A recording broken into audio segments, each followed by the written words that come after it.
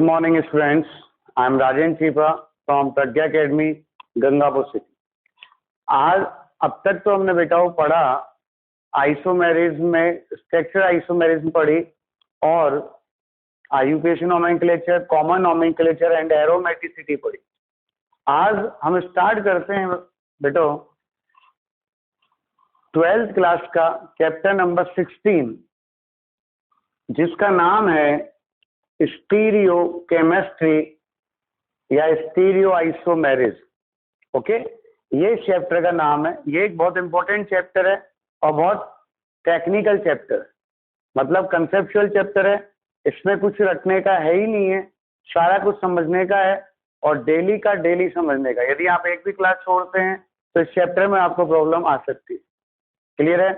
ये बहुत सीधा भी है तो बहुत टिपिकल भी है, दो ही तरह से है, लेकिन बहुत इंटरेस्टिंग चैप्टर है और बहुत इजी चैप्टर है, ये चीज ध्यान रखें आप। क्लियर? तो अब हम स्टार्ट कर रहे हैं 12th क्लास का चैप्टर नंबर 16। ऑर्गेनिक केमिस्ट्री को पढ़ने के लिए पहले इस चैप्टर को पढ़ना जरूरी है। क्लियर? तो इसमें पूरा स्टीरियो केमिस्ट्री आएगी जो आपकी रिएक्शंस में काम आएगी। क्लियर है बेटा? ये चैप्टर आपके राजस्थान बोर्ड में 3 मार्क्स का है। क्लियर? 3 मार्क्स का है राजस्थान बोर्ड में, और जेई के अंदर ये चैप्टर में से 1 से 2 क्वेश्चन आते हैं और नीट में भी इस चैप्टर के अंदर 1 से 2 क्वेश्चन आते हैं। क्लियर है? तो आप इसको ढंग से पढ़िएगा। अब हम स्टार्ट करते हैं 12th क्लास का चैप्टर नंबर 1 स्टीरियो केमिस्ट्री, जो आपकी बुक में 16th नंबर चैप्टर पर है, लेकिन ऑर्गेनिक केमिस्ट्री का ये पहला चैप्टर है। इसको पढ़ने से ही काम आएगा। जैसे आपने आईयूपीएसी पढ़ा, अब वो आईयूपीएसी इन सब चैप्टर्स में यूज होएगा। ठीक है, फिर ये खत्म हो जाएगा चैप्टर तो ये अगले चैप्टर में यूज होगा। तो एक चेन है, पूरी एक सीक्वेंस है जो ऑर्गेनिक केमिस्ट्री को पढ़ने का तरीका है। क्लियर? तो आप डेली पढ़ें, रेगुलर पढ़ें और कोई भी क्लास मिस ना करें, क्योंकि अब ये तो मजबूरी है कि आप हमारे पास नहीं हो इस समय, तो हम आपके पास हमारे वीडियोज पहुंचा रहे हैं। तो आप पढ़िएगा और कोई डाउट आए तो तुरंत मुझे आप मैसेज करिए। स्पेशली आप इवनिंग में 5 to 7 o'clock या 5 to 8 o'clock मैसेज करें तो बढ़िया रहता है, क्योंकि उस समय मैं डाउट के लिए बैठा होता हूँ और तुरंत आंसर बताता हूँ। अब बच्चे क्या करते हैं, कभी तो 11 बजे मैसेज कर रहे हैं, कभी 9 बजे मैसेज कर रहे हैं। आप एक फिक्स टाइम रख लीजिए कि हमें छिपा सर से डाउट जो पूछने हैं वो 5 से 8 पूछने हैं। क्लियर है? कोई प्रॉब्लम है तो आप बताइए। क्लियर? अब हम बात करते हैं स्टीरियो आइसोमेरिज्म की। स्टीरियो आइसोमेरिज्म क्या होता है? तो आपने अभी तक तो पढ़ा है स्ट्रक्चरल आइसोमेरिज्म। अब हम पढ़ रहे हैं दूसरे टाइप का आइसोमेरिज्म जिसका नाम है स्टीरियो आइसोमेरिज्म। स्टीरियो आइसोमेरिज्म का मतलब होता है सच टाइप ऑफ आइसोमर्स। मैंने ऑलरेडी आइसोमर्स बोल दिया। आइसोमर्स का मतलब है कि इनका मॉलिक्यूलर फॉर्मूला जो होगा वो सेम होगा। क्लियर है? तो हमने कह दिया सच type of isomers which have same structural formula, और इनका क्या है, स्ट्रक्चर फॉर्मूला भी क्या होगा, सेम होगा। स्ट्रक्चर फॉर्मूला भी क्या है, सेम है। तो हमने कहा कि sir such type of isomers, isomers बोलते ही मॉलिक्यूलर फॉर्मूला सेम हो गया। क्या बोला मैंने? आइसोमर्स बोलते ही मॉलिक्यूलर फॉर्मूला सेम हो गया। तो हमने कहा कि सच type of isomers which have same structure formula, जिनका स्ट्रक्चर फॉर्मूला भी क्या हो, सेम हो। स्ट्रक्चर फॉर्मूला सेम होने का मतलब क्या है, अगर पहला कंपाउंड ब्यूटेन 2-ऑल है तो दूसरा कंपाउंड भी ब्यूटेन 2-ऑल है। क्लियर है? पहला कंपाउंड ब्यूट-2-ईन है तो दूसरा कंपाउंड भी ब्यूट-2-ईन है, बस इनमें जो अरेंजमेंट होगा ग्रुप्स का और एटम्स का वो डिफरेंट होगा। क्लियर है? तो हम कहते हैं such type of isomers which have same structure formula but they differ in spatial arrangement of groups or atoms in the molecule are known as stereomers. Clear? And this phenomenon is known as stereomerism. मतलब ऐसे isomers का मतलब जिनके molecular formula same है, तो हम कहते हैं such isomers which have same structure formula, मतलब इनका स्ट्रक्चर फॉर्मूला भी सेम होगा, but they differ in spatial arrangement of groups और एटम इन द मॉलिक्यूल, मतलब किसी मॉलिक्यूल में प्रेजेंट ग्रुप और एटम्स का जो 3D में अरेंजमेंट है वो डिफरेंट होता है इनमें, तो वो कहलाते हैं आपके स्टीरियोमर्स। क्या कहलाते हैं वो? स्टीरियोमर्स कहलाते हैं। और इस फिनोमिनन को हम कहते हैं स्टीरियो आइसोमेरिज्म। तो स्टीरियो आइसोमेरिज्म की डेफिनेशन क्या होगी? मैं दोबारा से बोलता हूं आपको, डेफिनेशन सुनिएगा। मैंने बोला सच type of isomers which have same structure formula but they differ in spatial arrangement of groups or atoms in the molecule are known as stereomers and this phenomenon is known as stereoisomerism. Clear? मतलब ऐसे isomers जिनका structure formula same होता है लेकिन इनके molecules में group और atoms का 3 डायमेंशनल अरेंजमेंट जो होता है वो डिफरेंट होता है, वो कहलाते हैं आपके स्टीरियो आइसोमर्स। क्लियर? अब स्टीरियो आइसोमर्स जो है, आइसोमेरिज्म जो है, इसका क्लासिफिकेशन देखें, यही हमें इसे पूरे चैप्टर में पढ़नी है। तो स्टीरियो आइसोमेरिज्म जो होती है वो 2 टाइप की होती है। पहला तो होता है कॉन्फिगरेशनल आइसोमेरिज्म। कॉन्फिगरेशनल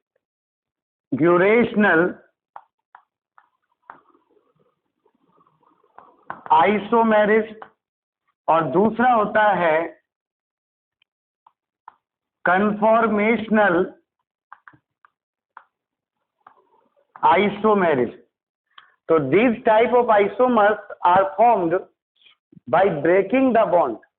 क्लियर है? इनमें बॉन्ड ब्रेक होगा, फिर बॉन्ड दोबारा से रीअरेंज होगा, तो यहां पर जो आइसोमर्स बनते हैं वो कहलाते हैं configurational isomers and such type of isomers are formed without breaking the bond. Clear है? ये तो कैसे बनते हैं? विद ब्रेकिंग द बॉन्ड, और ये किससे बनते हैं? विदाउट ब्रेकिंग द बॉन्ड बनते हैं। तो विद ब्रेकिंग द बॉन्ड जो बनते हैं वो तो कॉन्फिगरेशनल कहलाते हैं, और विदाउट ब्रेकिंग द बॉन्ड जो बनते हैं वो कन्फॉर्मेशनल कहलाते हैं। अब कॉन्फिगरेशनल आइसोमेरिज्म जो है वो 2 काइंड की है, 2 टाइप्स की है। एक तो होती है ज्योमेट्रिकल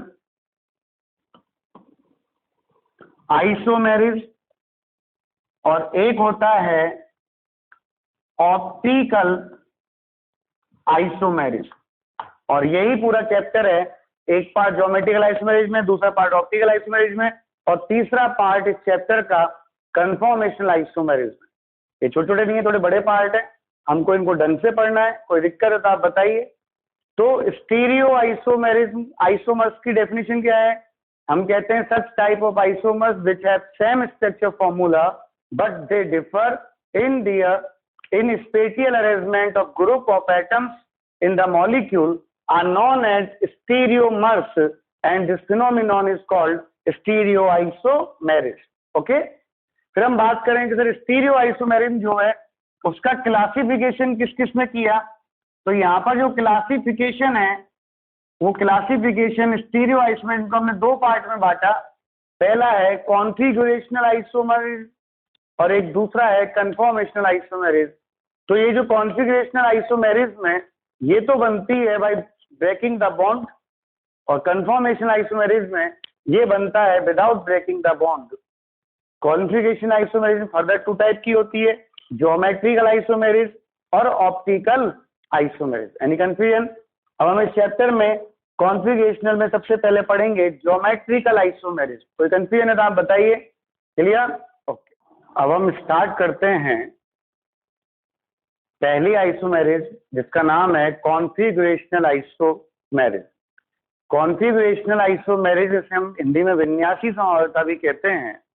इस टाइप के जो आइसोमर्स होते हैं ये ऑब्टेन होते हैं by the breaking the bond, मतलब इनमें बॉन्ड ब्रेक होता है उसके बाद ये बनते हैं। क्लियर है?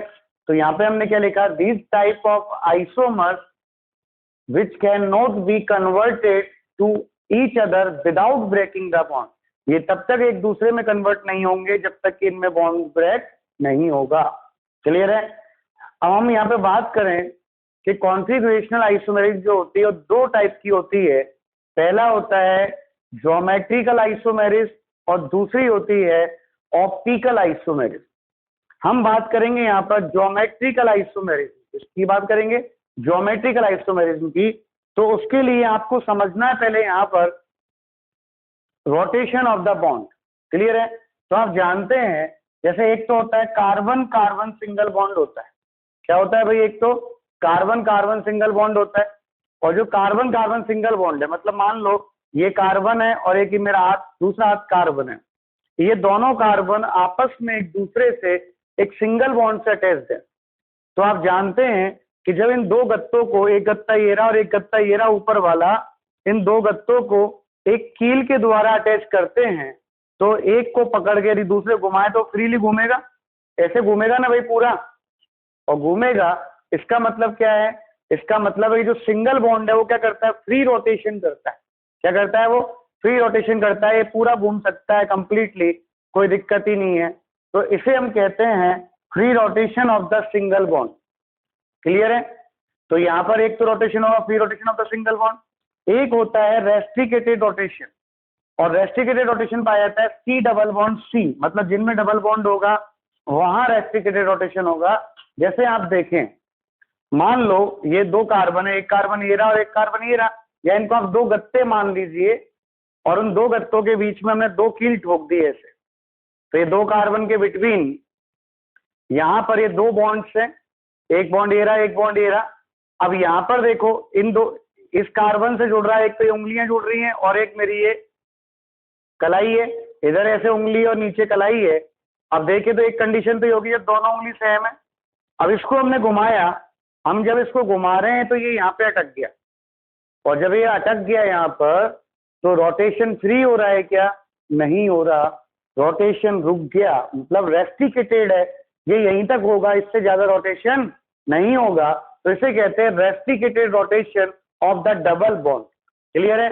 तो सिंगल बॉन्ड में तो कैसे रोटेशन पाया जाता है? Free rotation. और डबल बॉन्ड में कैसे रोटेशन पाया जाता है? डबल बॉन्ड में पाया जाता है रेस्ट्रिकेटेड रोटेशन। तो इसे हम कहते हैं रेस्ट्रिकेटेड रोटेशन। Any confusion? तो यहां पर जो आया, सिंगल बॉन्ड तो करता है free rotation and double bond करता है रेस्ट्रिकेटेड रोटेशन। क्लियर है? तो जो फ्री रोटेशन होता है उसके कारण जो डिफरेंट स्ट्रक्चर्स ऑब्टेन होंगी, जो डिफरेंट स्पेसीज बनेंगी, उन्हें हम कहते हैं कन्फॉर्मर्स, मतलब कन्फॉर्मेशनल आइसोमर कहते हैं, जो हम लास्ट में पढ़ेंगे चैप्टर में।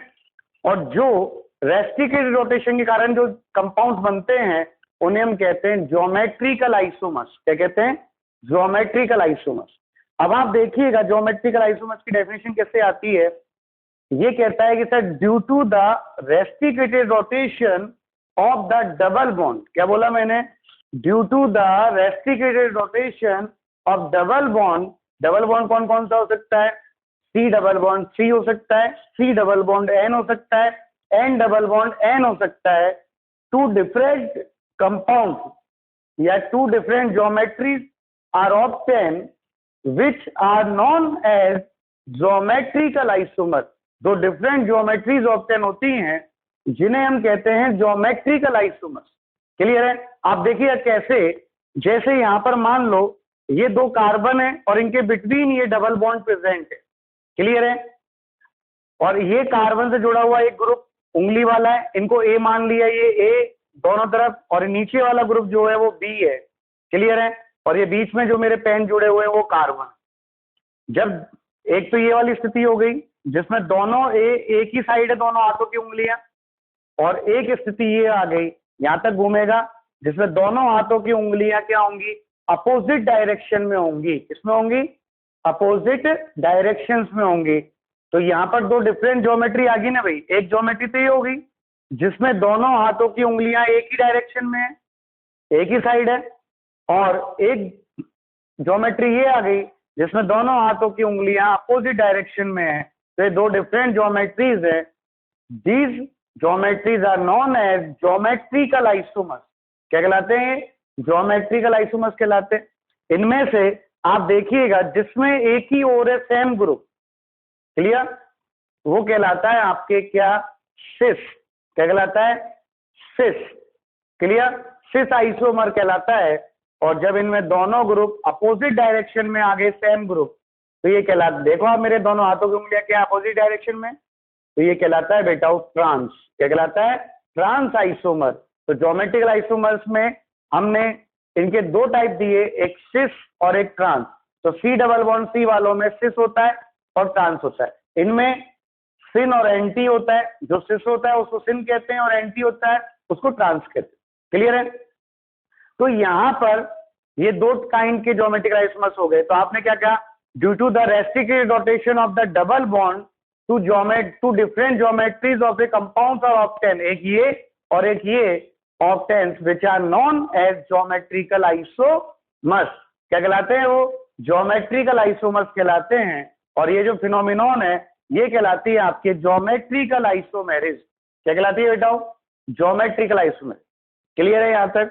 अब हम बात करें conditions for the geometrical isomerism. Chapter को ढंग से पढ़िएगा, इंटरेस्टिंग है और बहुत अच्छा चैप्टर है, लेकिन इसमें ब्रेन थोड़ा सा चाहिएगा। और हम तो ट्रिक से भी घुमाएंगे, लेकिन आपको सिंपली देखना है क्योंकि ट्रिक में कभी कभी दिक्कत आ सकती है। तो हम बात करें conditions for the geometrical isomerism. Conditions for the geometrical isomerism में क्या होता है, हम कहें कि सर इन मॉलिक्यूल, पहली कंडीशन है सी डबल बॉन्ड सी और सी डबल बॉन्ड एन और N double bond N must be present. मतलब मॉलिक्यूल के अंदर या तो C double bond C present हो, या C double bond N present हो, या N double bond N bond present होना चाहिए। और यदि ये तीनों नहीं है तो यहाँ पर सेकंड कंडीशन क्या है कि सीसी सिंगल बॉन्ड प्रेजेंट हो, वो भी साइक्लिक कंपाउंड के अंदर। तो रेस्ट्रिक्टेड रोटेशन या तो डबल बॉन्ड का होता है और सिंगल बॉन्ड का केवल एक में होता है साइकिल में। रिंग कंपाउंड्स में जो होता है सिंगल बॉन्ड का रोटेशन वो रेस्ट्रिक्टेड रोटेशन होता है। तो यहाँ पर सिंगल बॉन्ड केवल एक ही जगह पर हो सकता है, रिंग के अंदर, साइक्लिक कंपाउंड्स के अंदर। क्लियर? और फिर यहाँ पर हमने कहा थर्ड जो कंडीशन है वो है two different groups attach to the double bonded carbon atom. Clear? जैसे ये कार्बन एटम है तो यहाँ पर ये दोनों डिफरेंट ग्रुप होने चाहिए, एक कार्बन से जुड़े हुए दोनों ग्रुप डिफरेंट होने चाहिए। ये दोनों कार्बन बिल्कुल सेम हो सकते हैं, लेकिन एक कार्बन से जुड़े हुए दोनों ग्रुप डिफरेंट होने चाहिए। मतलब A is not equal to B होना चाहिए। क्या होना चाहिए? A is not equal to B। Clear? यहाँ पर दोनों कार्बन पर A भी हो सकते हैं, लेकिन एक कार्बन के A और B जो है वो कभी सेम नहीं होंगे। तो ये कहलाते हैं आपके, ये शो करेंगे आपके ज्योमेट्रिकल आइसोमेरिज। आप देखिए कैसे, अगर मैं यहाँ पर इन दोनों कार्बन एटम के ग्रुप को सेम कर दूं, मान लो जैसे मान लो कि ये कार्बन है, इस कार्बन पे इधर भी ए है और इधर भी ए है, मतलब इधर भी उंगली है और इधर भी उंगली है, और इधर उंगली इधर हथेली है। तो आप यहाँ देखिए उंगली के सामने उंगली आई, फिर घुमाया तो उंगली के सामने इसको उंगली मानना ना अपन ने इस वाले को, तो उंगली के सामने क्या आई बेटा? फिर उंगली आई, और ए के सामने ए आया, फिर दोबारा ए के सामने ए आया। तो ज्योमेट्री चेंज हुई क्या? नहीं हुई, सेम आई ना भाई। और सेम आई तो ज्योमेट्रिक आइसोमेरिज शो नहीं करेगा। तो ज्योमेट्रिकल आइसोमेरिज शो करने के लिए जरूरी है कि वहां कार्बन से जुड़े हुए जो दोनों ग्रुप हैं ए और बी वो डिफरेंट होने चाहिए। क्या होने चाहिए? डिफरेंट होने चाहिए। क्लियर? अब हम सबसे पहले लेते हैं C double bond C bond containing compounds में ज्योमेट्रिकल आइसोमेरिज। हम अलग अलग लेंगे ताकि वो क्लियर हो। ठीक है? कोई कंफ्यूजन है तो आप बताइएगा। क्लियर? तो क्लियर है, आपको पता पड़ा कि ज्योमेट्रिकल आइसोमेरिज्म वो कंपाउंड शो करते हैं जिनमें या तो C double bond C present हो, या C double bond N present हो, या N double bond N present हो। और यदि कार्बन कार्बन सिंगल बॉन्ड है तो ये केवल रिंग के अंदर प्रेजेंट हो, क्योंकि रिंग में ही carbon carbon single bond restricted rotation show कर सकता है। क्लियर है भाई? तो ये शो करते हैं आपके ज्योमेट्रिकल आइसोमेरिज। दूसरी कंडीशन क्या आती है कि यहाँ जो डबल बॉन्डेड कार्बन एटम्स हैं, इन एटम्स से जुड़े हुए दोनों ग्रुप डिफरेंट होने चाहिए। तो हम पहली बात करते हैं, पहला केस लेते हैं geometrical isomerism along C double bond C bond. मतलब ऐसे कंपाउंड जिनमें C double bond C bond present है, उनमें बात करें अपन ज्योमेट्रिकल आइसोमेरिज। तो हमारी जो सेकंड कंडीशन थी वो क्या थी कि सर यहाँ पर जो C double bond C bond है, इसमें जो कार्बन है, इस कार्बन से एक कार्बन से जुड़े हुए दोनों ग्रुप डिफरेंट होने चाहिए। क्लियर? यहाँ दोनों कार्बन से जुड़े हुए ग्रुप तो सेम हो सकते हैं, ए बी बी, लेकिन एक कार्बन से जुड़े हुए ग्रुप डिफरेंट होने चाहिए, मतलब A is not equal to B. Clear? ये ऐसे भी हो सकता है सी डबल बॉन्ड सी, इधर तो ए और बी है और इधर ए और डी है। क्लियर? तो यहां पर भी A is not equal to B और A is not equal to D, मतलब ये दोनों ग्रुप जुड़े हुए ग्रुप डिफरेंट होने चाहिए, एक कार्बन जुड़े हुए दोनों ग्रुप सेम नहीं होने चाहिए। और ये चारों भी डिफरेंट हो सकते हैं ऐसे, सी, यहाँ पर ए बी और डी ई। क्लियर? ये हो सकते हैं। तो यहाँ पर A is not equal to B, D is not equal to E, मतलब एक कार्बन से जुड़े हुए दोनों ग्रुप सेम नहीं होने चाहिए, तब तो ये ज्योमेट्रिकल आइसोमेरिज्म शो करेंगे। तो इस टाइप के कंपाउंड तो ज्योमेट्रिकल आइसोमेरिज्म शो करते हैं। क्लियर है? लेकिन यदि यहाँ पर मान लो ऐसा आ गया सी, ये ए और बी हो गया और इधर मैंने ए जोड़ दिया या बी जोड़ दिया, तो यहाँ देखिएगा आप एक कार्बन से जुड़े हुए दोनों ग्रुप सेम हो गए, और सेम हो गए तो ये ज्योमेट्रिकल आइसोमेरिज्म शो नहीं करेगा। क्लियर? आपने जैसे ये ले लिया सी डबल बॉन्ड सी, आपने यहाँ पे ले लिया बी बी ए, तो ये भी ज्योमेट्रिकल आइसोमेरिज्म शो नहीं करेगा। क्लियर है? तो आप क्या सीखे? आप ये सीखे कि यहाँ पर सी डबल बॉन्ड सी वाले कंपाउंड्स हैं, तो इन कंपाउंड्स में डबल बॉन्डेड कार्बन एटम से जुड़े हुए दोनों ग्रुप्स सेम नहीं होने चाहिए, वो दोनों ग्रुप्स डिफरेंट होने चाहिए। क्या होने चाहिए? वो दोनों ग्रुप डिफरेंट होने चाहिए। जैसे इसमें A is not equal to B, A is not equal to B, इन दोनों कार्बन जुड़े हुए ग्रुप सेम हो सकते हैं, लेकिन एक कार्बन से जुड़े हुए दोनों ग्रुप कभी भी सेम नहीं होंगे। क्लियर? यहाँ पर जैसे मान लो एक ग्रुप डिफरेंट कर दिया, बी की जगह पे डी ले लिया, तो भी ज्योमेट्रिकल शो करेगा। यहाँ पर हमने A B C D D E ले लिया, चारों डिफरेंट ले लिए, तो ये तो सारे के सारे क्या करेंगे? ज्योमेट्रिकल आइसोमेरिज्म शो करेंगे। लेकिन यदि मैंने यहाँ एक कार्बन से जुड़े हुए दोनों ग्रुप सेम ले लिए, तो ये ज्योमेट्रिकल आइसोमेरिज्म शो नहीं करेगा। क्लियर? यहाँ पर भी दोनों सेम ले लिए, तो ये भी शो नहीं करेगा। क्लियर है? कोई कंफ्यूजन? अब हम बात करें कि इन कंपाउंड्स में ज्योमेट्रिकल आइसोमेरिज्म कैसे होती है, वो देखिएगा। क्लियर है? तो हमको यहाँ पर मान लो ये दे दिया,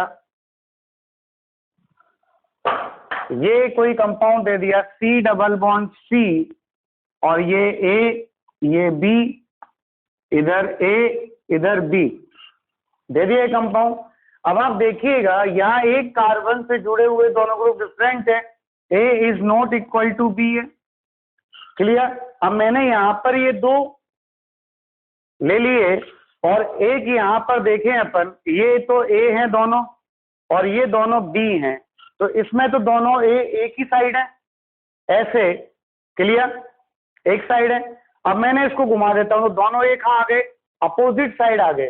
तो जब अपोजिट साइड आ गए दोनों ए, घुमाने पर तो देखो रेस्टिकेटेड रोटेशन किया इसका बॉन्ड का, तो ये तो यहीं रहा ए और बी। इसको ऐसे थे, इसको घुमाया तो ये देखना ये कहाँ चला गया? ए नीचे आ गया ना भाई, तो ए नीचे आ गया और बी ऊपर आ गया। क्लियर है? तो यहाँ पे आप देखिए जब दोनों सेम ग्रुप एक ही साइड हो, एक ही ओर हो, दोनों ए एक ही ओर है, दोनों बी एक ही ओर है, तो ये कहलाएगा सिस आइसोमर। क्या कहलाएगा? ये सिस आइसोमर कहलाएगा। तो कंफ्यूजन? और यहाँ पर दोनों जो सेम ग्रुप है, देखो एक ए इधर है और एक ए इधर है, दोनों विपरीत हैं, एक दूसरे के अपोजिट है, ऐसे ही दोनों बी भी एक दूसरे के अपोजिट है, तो ये कहलाएगा आपके ट्रांस आइसोमर। क्या कहलाएगा? ये ट्रांस आइसोमर। तो पहले बताइए आपको सिस और ट्रांस आइसोमर आया कि नहीं आया? सिस जब दोनों सेम ग्रुप एक ही साइड हो तो सिस, और जब दोनों सेम ग्रुप डिफरेंट साइड हो तो ट्रांस। क्लियर? अब हो सकता है यहाँ पर ये दोनों एक कार्बन जुड़े हुए दोनों ग्रुप तो डिफरेंट है, लेकिन यहाँ पर मान लो ए तो सेम हुआ। अब यहाँ पे मान लो कि उसने ऐसे दे दिया C double bond C AB और DA ये दे दिया, तो यहाँ पे जो सेम ग्रुप है दोनों में A सेम है और दोनों में A सेम है, ये A अपोजिट डायरेक्शन में आ रहा है, तो ये कहलाएगा आपके ट्रांस आइसोमर। क्या कहलाएगा? ये ट्रांस आइसोमर कहलाएगा। और यदि यहाँ पर ये दोनों में जो A है ऐसे B और D दोनों A एक ही साइड है, तो ये कहलाएगा सिस आइसोमर। क्लियर? तो यहाँ पर एक ग्रुप डिफरेंट हो गया, और डिफरेंट हो गया तो जो सेम है उसको देखेंगे सिस और ट्रांस में। और फिर यहाँ पर मान लो चारों ग्रुप डिफरेंट है, तो एक B और एक D हो गया, एक A और एक E हो गया, ये चारों डिफरेंट हो गए, तो ये ज्योमेट्रिकल आइसोमर शो करेगा, लेकिन उसके नाम हम सिस और ट्रांस नहीं देंगे, उनके नाम हम देंगे E और Z। क्या देंगे हम? E और Z, जो हम आगे पढ़ेंगे EZ नोमेनक्लेचर के नाम से। क्लियर है? तो यहाँ पर EZ नोमेनक्लेचर तो इसका भी कर सकते हैं, इसका भी कर सकते हैं। तो जितने भी सिस ट्रांस आइसोमर्स हैं या जितने भी ज्योमेट्रिकल आइसोमर्स हैं, EZ नोमेनक्लेचर उन सबका हो सकता है, लेकिन सिस ट्रांस हम उनमें ही कर सकते हैं जिनमें दो जुड़ा हुआ एक ग्रुप कम से कम सेम हो दोनों कार्बन पर, उनमें हम सिस ट्रांस कर सकते हैं। क्लियर है? कोई कंफ्यूजन? चलिए फिर हम और एग्जांपल्स लेते हैं। यहाँ क्लियर है ना भाई? जब दोनों डिफरेंट कार्बन से जुड़े हुए सेम ग्रुप एक ही साइड है तो सिस, और ये अपोजिट साइड है तो ट्रांस। क्लियर? ये दोनों ए डिफरेंट साइड है तो ट्रांस, और दोनों ए एक ही साइड है तो सिस। और जिसमें चारों ग्रुप डिफरेंट है वहां ज्योमेट्रिकल आइसोमर तो शो करेगा, लेकिन उसके नाम सिस ट्रांस ना होकर EZ होंगे। क्या होंगे? EZ। तो EZ तो इन सब के लिख सकते हैं, लेकिन सिस ट्रांस हम उनमें लिख सकते हैं जिनमें एक ग्रुप कम से कम सिमिलर हो दोनों कार्बन पर। कोई दिक्कत है? चलिए अब इनके एग्जांपल्स लेते हैं। अब आपको ये तो पता पड़ा कि डबल बॉन्ड वाले में C डबल बॉन्ड C वाले कंपाउंड्स में जो ज्योमेट्रिकल आइसोमर्स होते हैं उनके नाम सिस ट्रांस होते हैं या EZ होते हैं। EZ तो सारे ज्योमेट्रिकल कंपाउंड ज्योमेट्रिकल आइसोमर्स के नाम हो सकते हैं, लेकिन सिस ट्रांस उन्हीं में आएंगे जिनमें कार्बन से दोनों कार्बन जुड़े हुए एक ग्रुप कम से कम सेम हो। क्लियर?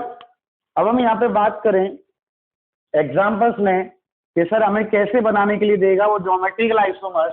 जैसे आपको कह दिया ब्यूट 2इन ज्योमेट्रिकल आइसोमर शो करेगा या नहीं करेगा, तो पहले आप ब्यूट 2इन बनाइए। 4 कार्बन है, 2 पर इन है, 2 पर इन लगा दिया, बाकी का हाइड्रोजन है।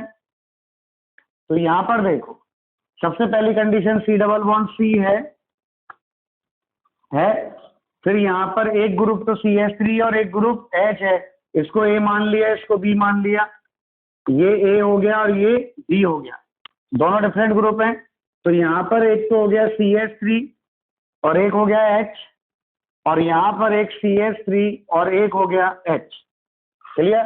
तो यहाँ पर देखिए C double bond C bond present है और एक कार्बन से एक CH3 जुड़ रहा है और एक H जुड़ रहा है, तो ये A और ये B दोनों डिफरेंट है। क्लियर? इधर भी ये A और ये B दोनों डिफरेंट है। अब दोनों CH3 सेम साइड हो गए, then this is the cis isomer. तो इसका नाम क्या हो गया? सिस ब्यूट 2इन या सिस 2 ब्यूटीन। क्या नाम हो गया? सिस 2 ब्यूटीन।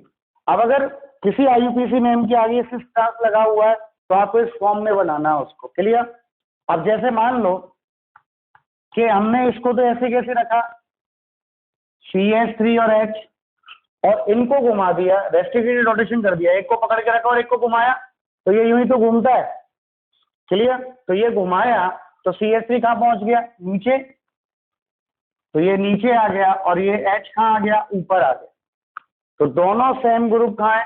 अपोजिट डायरेक्शन में है, और अपोजिट डायरेक्शन में है तो इसे कहते हैं हम ट्रांस। क्या कहते हैं? Trans isomer. और ये कहलाएगा ट्रांस ब्यूट 2इन।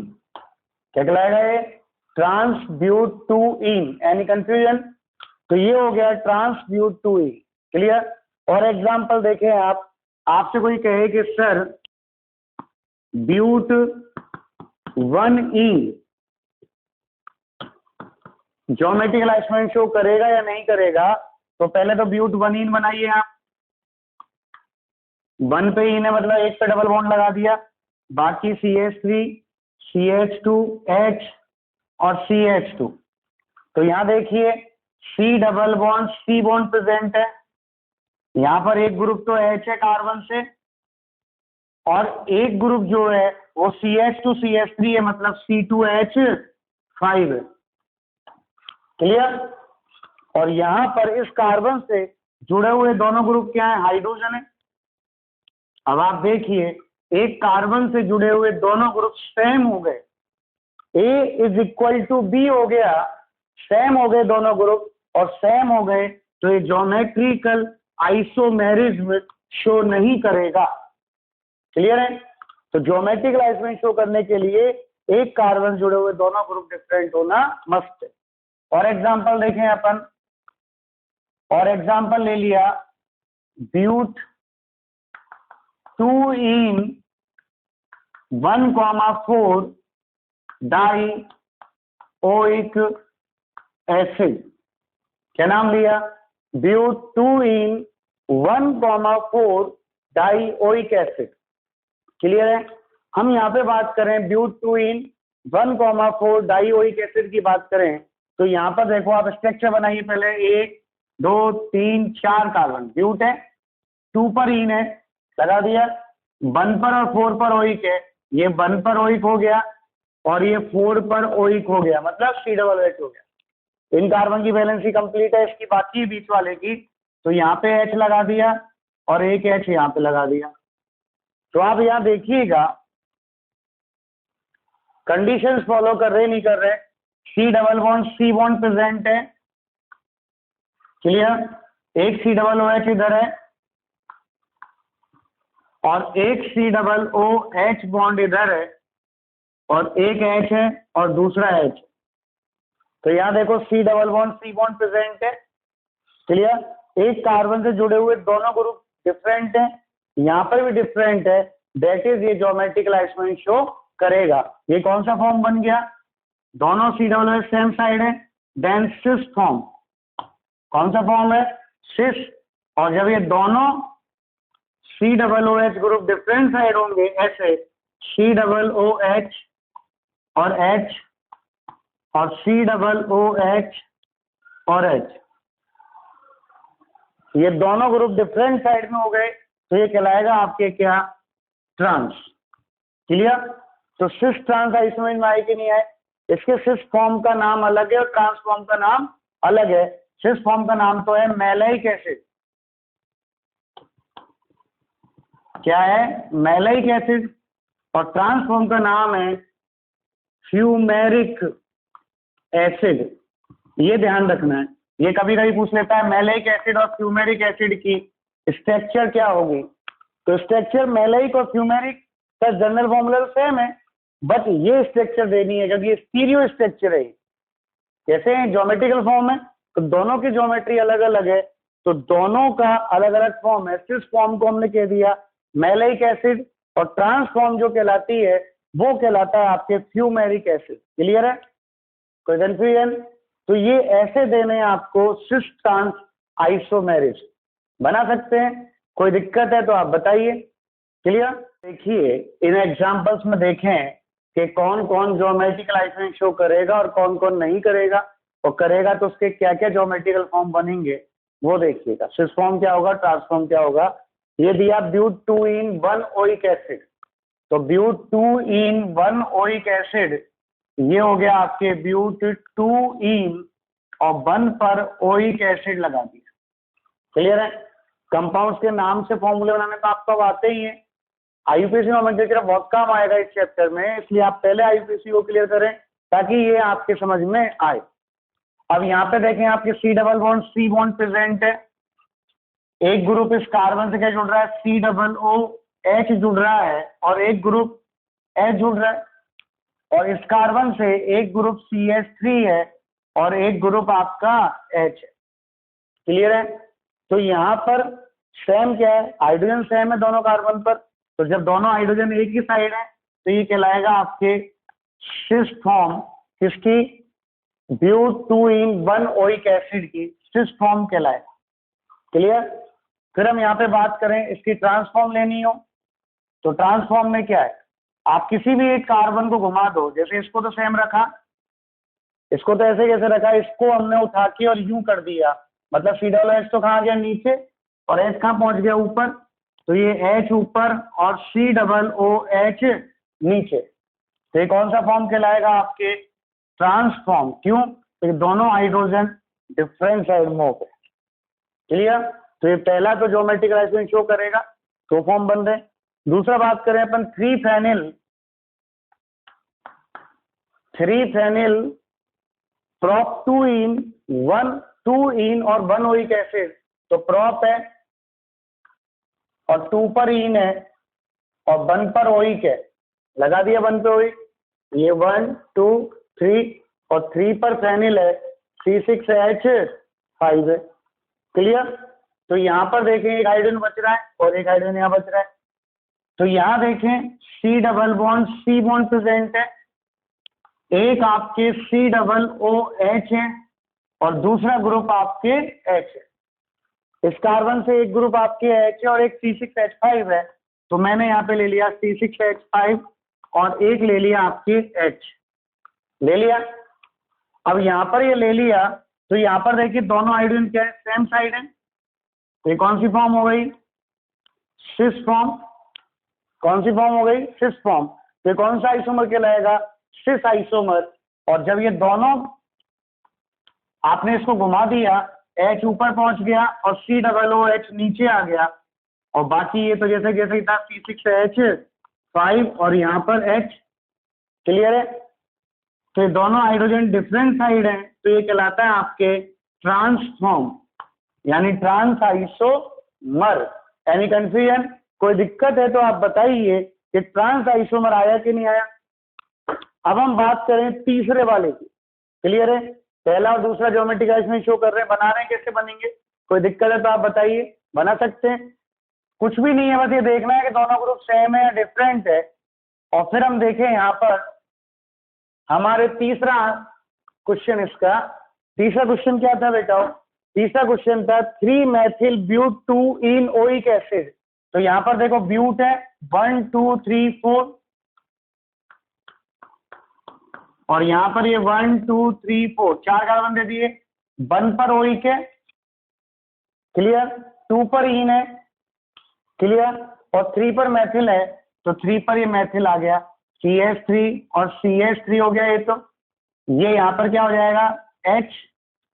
अब आप देखिए C double bond C bond present है, क्लियर, यहाँ पर एक COOH और एक H है, लेकिन इस कार्बन से देखें तो यहाँ पर दोनों ही CH3 हैं, तो दोनों ग्रुप सेम हो गए ना भाई, ये यही तो बना। देखो आप COOH और H और CH3 और CH3 ये दोनों ग्रुप सेम हो गए, और सेम हो गए तो ज्योमेट्रिकल आइसोमेरिज्म शो नहीं करेगा। क्या बोला मैंने, ज्योमेट्रिकल आइसोमेरिज्म शो नहीं करेगा। तो आप देख, चलो मैं घुमा के दिखा देता हूं आपको। मान लो इसको घुमा दिया आपने और इसको घुमा दिया, तो ये फॉर्म क्या बना, CH3 C double bond C, ये H और ये COOH। तो आप देखिएगा COOH के साइड में भी CH3 है और H के साइड में भी CH3। क्लियर। इस कंपाउंड में देखें हम, तो इस कंपाउंड में COOH के साइड में क्या है, CH3 है, और H के साइड में भी क्या है, CH3 है। तो सेम है ना भाई, COOH की ओर ही CH3 है और H की ओर भी CH3 है, यहाँ पर भी COOH की ओर CH3 है और H की ओर CH3 है, तो दोनों ज्योमेट्री सेम होगी ना भाई, और सेम हो गई, then these are not geometrical isomer, not geometrical isomer, ये ज्योमेट्रिकल आइसोमर नहीं है। क्लियर। इसलिए ज्योमेट्रिकल आइसोमर शो करने के लिए जरूरी है कि एक कार्बन से जुड़े हुए दोनों ग्रुप डिफरेंट होने चाहिए। अब देखते हैं अपन चौथा एग्जांपल। क्लियर। फोर्थ एग्जांपल को सॉल्व करें तो क्या कहता है फोर्थ एग्जांपल आपका, क्लियर है। तो फोर्थ एग्जांपल को हम देखें तो क्या कहता है फोर्थ एग्जांपल, वो देखिएगा। क्लियर। फोर्थ है आपका 2 मेथिल ब्यूट 2 ईन। तो ब्यूट पे ब्यूट है, 2 पर मेथिल है और 2 पर ही ईन है, CH3 CH3 CH3, यहाँ H आया, बस ये चौथा हो गया। तो यहाँ देखिएगा C double bond C present है। क्लियर। लेकिन यहाँ इस कार्बन से जुड़े हुए दोनों ग्रुप, ये भी CH3 है और ये भी CH3 है, सेम हो गए ना भाई। और सेम हो गए तो मैं डायरेक्ट लिख दूं कि ये कंपाउंड ज्योमेट्रिकल आइसोमेरिज्म शो नहीं करता। क्लियर। ज्योमेट्रिकल आइसोमेरिज्म शो नहीं करता। क्लियर है। अब अपन बात करें लास्ट कंपाउंड की, फिफ्थ कंपाउंड। क्या नाम है? 1,2 डाइक्लोरोएथीन। ये आपने ले लिया, 1 पर क्लोरो है और 2 पर क्लोरो है, बस, और एथीन है तो शेष हाइड्रोजन आएगा। दोनों क्लोरीन सेम साइड हुए तो सिस हो गया, और दोनों क्लोरीन अपोजिट साइड हुए तो ये क्या कहलाएगा? आपके ट्रांस कहलाएगा। तो बोलिए आया कि नहीं आया? कोई कंफ्यूजन? एक और देखिए, डबल बॉन्ड ऐसे भी आ सकता है। ये पांचों एग्जाम्पल तो क्लियर है। ये डबल बॉन्ड ऐसे ही आ सकता है, जैसे ये रिंग है और इस रिंग के बाहर ये डबल बॉन्ड आ जाए C, और यहाँ पर ये A और ये B। क्लियर।